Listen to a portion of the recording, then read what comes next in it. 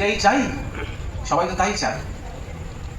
নাকি আমি ঈশ্বরকেই চাই, নাকি ভগবানকেই চাই, আমি তাকেই দেখতে চাই, আমি তার সাথেই কথা বলতে চাই, এবং শেষ মুহূর্তে যখন আমার শেষ সময় আসবে, শেষ বায়ুটা বেরোবে শরীর থেকে, তখন আমি তাকেই দেখতে চাই সামনে। এটাই কি চাই? এটাকে জিজ্ঞাসা করো। তার উপর নির্ভর করছে তোমার পথটা। বুঝতে পেরেছ? নাহলে সবাই ঈশ্বর ভগবানের কথা বলে বটে, কিন্তু অনেক তার মধ্যে কিন্তু শর্ত থাকে যে ভগবানকে ডাকবো যাতে আমাদের সংসারটা ঠিক থাকে, যাতে বিপদ আপদ কিছু না হয়, যাতে চাকরিগুলো থাকে, যাতে ব্যবসাটা হয়, জমিগুলো যাতে ধকল না হয়ে যায়, যাতে বিয়ে শাদীগুলো হয়, ঠিক সময়গুলো বাচ্চার মধ্যে যাচ্ছিলো হয়, এই সব কিছু ঠিক ঠিক ঠিক ঠিক থাকে। লক্ষ্মীকে ডাকবো কি আমরা শিবকে ডাকবো কি আমরা গণেশকে ডাকবো, এত আমরা দেবদেবীকে ডাকবো যাতে আমাদের সংসারটা ঠিক থাকে। তাহলে সেটাও করো, সেটাও হয়, হয় না তা নয়। এটা ঠিক আধ্যাত্মিকতা বলে না। এটা মনটা যে খুব ঈশ্বরমুখী হচ্ছে তা কিন্তু নয়। তুমি ঈশ্বরকে একটা অঙ্গ করছো, একটা জীবনের একটা মূলধন করছো তোমার নিজের চা পাওয়াগুলো মেটানোর জন্য। তুমি তো মনে মনে বিশ্বাস করছো না যে এই সংসারটা দুদিনের, এই সংসারটাতে আমি আছি বটে, কারোর মা হয়ে, কারোর স্ত্রী হয়ে, কারোর মেয়ে হয়ে, কারোর প্রতিবেশী হয়ে, কারোর আত্মীয় হয়ে, কিন্তু কিছুদিন পরেই আগে আমায় চলে যেতে হবে, তখন এরা কেউ থাকবে না। আমার জন্মান্তরে এরা কেউ থাকবে না, তখন অন্য অন্য আবার সব মা বাবা ভাই বোন হবে আমার। এটা কিন্তু তুমি জানো না, বা জানলেও তুমি এটা কখনো মনে মনে কিন্তু ভাবো না। তাই সংসারটা যাতে ভালো থাকে তার জন্য যখন এগুলোকে বলে স্ত্রী আচার, প্রচুর আচার টাচার পালন করে গ্রামের মায়েরা সংসারের জন্য। স্বামী যাতে দীর্ঘজীবী হয়, ছেলের যাতে কোনো অকল্যাণ না হয়, মেয়ে যাতে বিয়ে হয়। কত হাজার হাজার মেয়েরা শিবের মাথায় জল দেয়, কেন? যাতে ভালো বর হয়, শিবের মতন বর হয়। সবই তো একটা সাংসারিক স্বার্থ, তাই না? কখনো কোনো মা দেখেছো কোনো আচার পালন করছে যাতে আমার ছেলে সন্ন্যাসী হয়? কিন্তু একটা মায়ের সবচেয়ে বড় গৌরব কিন্তু সেইখানে, এটাও জানবে। কারণ মা বাবা 14 পুরুষ উদ্ধার হয়ে যায় যখন কোনো একজন সন্তান সন্ন্যাস গ্রহণ করে, তার 14 পুরুষ উদ্ধার হয়ে যায়, জানো? আমাদের গুরু মহারাজ বলতে একটা মায়ের সবচেয়ে বড় গৌরব। আজকে দেখো ভুবনেশ্বরী দেবীকে আমরা চিনি মহেন্দ্রনাথ দত্তের মা বলে নয়, ভূপেন্দ্রনাথ দত্তের মা বলে নয়, স্বামী বিবেকানন্দের মা বলে। শুধু চিনি না, তাকে প্রণাম করি, তাকে শ্রদ্ধা করি, তাকে মনে রাখি, তার সম্বন্ধে খুঁটি নাটি অনেক কিছু জানতে পারি। যদি ভালো ইংলিশ জানতেন আমরা জানতে পারি কারণ তিনি বিবেকানন্দের মা বলে।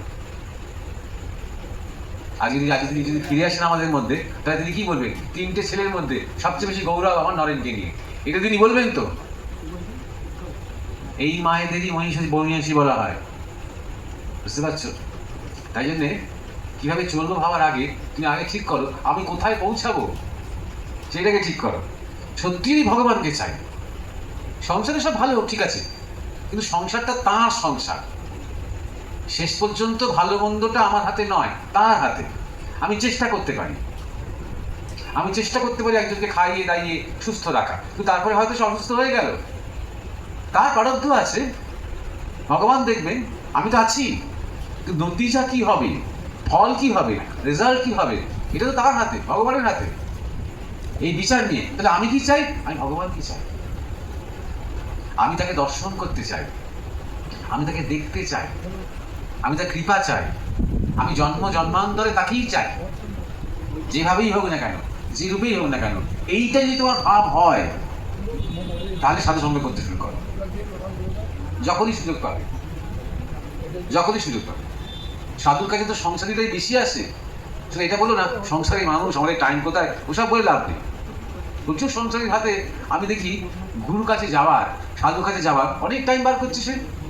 যেই সুখান্ত ব্যাকুলতা আছে, ব্যাকুলতা আছে, আগ্রহ আছে, ঠিক চলে আসছে। তাই প্রথম জিনিস সাধু সঙ্গ করো, কারণ সাধুর কাছ থেকে না পরিষ্কার কনসেপশন পাবে। বাদ বাকিতে শুধু শনিবার দিন এই করতে নেই, আর মঙ্গলবার দিন তাই করতে আছে, আর ঠাকুরকে মাছ দিতে নেই, আর ওইটা তাই করতে নেই, আর অন্য দিন গোপাল করতে হয়, এই শিখবে তুমি। সাধুর কাছ থেকে কিন্তু এগুলো শিখবে না, সাধুর কাছ থেকে জীবন শিখবে। করতে করতে তারপরে একটা সময় যখন গুরু লাভ হবে, যখন বুঝতে পারবে যে তোমার জীবনে সদ্গুরুর যোগাযোগ হলো, তখন গুরুর কাছে দীক্ষা দেবে। তারপর গুরু দীক্ষা দিয়ে যেভাবে সাধনা করতে বলবে, যে ভাব নিয়ে থাকতে বলবে, হয়তো বলবেন যে মা তুমি ভক্তিমুখে থাকো, ঠাকুর বলতে যে ভক্তিমুখে থাকো, সবই করো ভক্তি নিয়ে করো, সবই করো ঠাকুরকে নিবেদন করে করো, রান্নাও করো, শুধু ঠাকুর ঘরে রান্নাটা নয়, সবাই জন্য যখন সামান্য চাও করে দিচ্ছ তখনও মনে করো এটা ঠাকুরের জন্য করছি, এটা তাঁর সেবা, সবই তার পূজা, সবই তার সেবা, সবই তার সাধনা। এই বুদ্ধিতে করো, এই জ্ঞানে করো। সংসারটা যখন করবে, ছেলে মেয়ে স্বামী প্রিয়জন সবাইকে জানবে তার প্রসাদ। শুধু খাদ্যটাই তার প্রসাদ নয়, জীবনে যা যা কিছু পাচ্ছি সবই তার প্রসাদ, সবই তিনি দিয়েছেন আমাকে। কেন? তাকে সেবা করার জন্য এবং শেষে গিয়ে তাকে পাওয়ার জন্য। এই ভাব নিয়ে হয়তো তোমাকে সাধু বা গুরু বলবে। সাধারণত ভক্তি মার্গে সংসারীদের জন্য এইভাবেই বলা হয়, কখনো বলেন না সংসার ছেড়ে দে।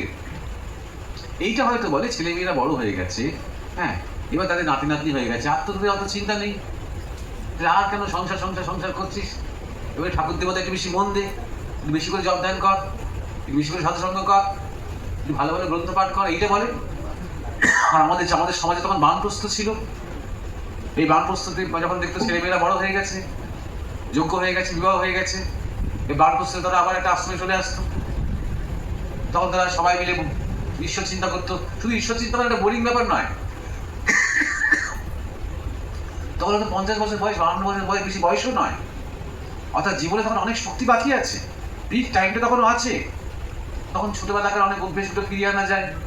কেউ হয়তো গান করতো, কেউ হয়তো নাচ করতো, কেউ হয়তো অভিনয় করতো, কেউ হয়তো আবৃত্তি করতো, কেউ হয়তো অল্প অল্প খেলাধুলো করতো, সেইগুলোই আবার করতে আরম্ভ করলো সবাই মিলে আনন্দ করে। তার সাথে পাঠ ধ্যান জপ পূজা যজ্ঞ করতে আরম্ভ করলো।